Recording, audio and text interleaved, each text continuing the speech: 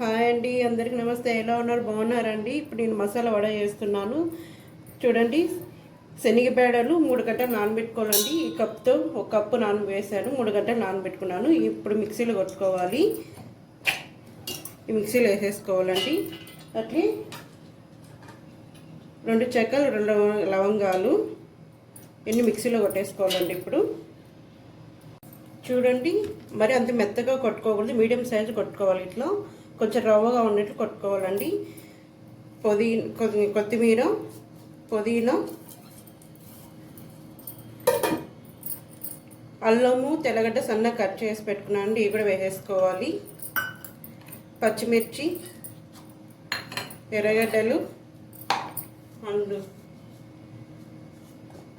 వాంబు అండి, నలుపు వేసేసుకోవాలి. వాంబు,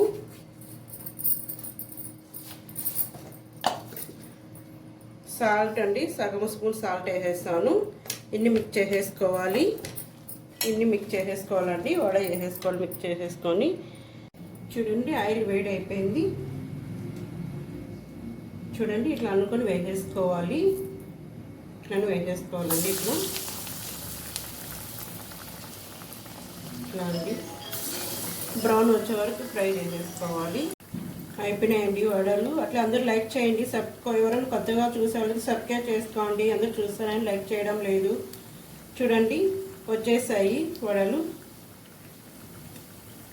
చూడండి, ఈ కలర్ వచ్చేసాయి. సరే అండి, బాయ్ అండి. అందరూ లైక్ చేయండి.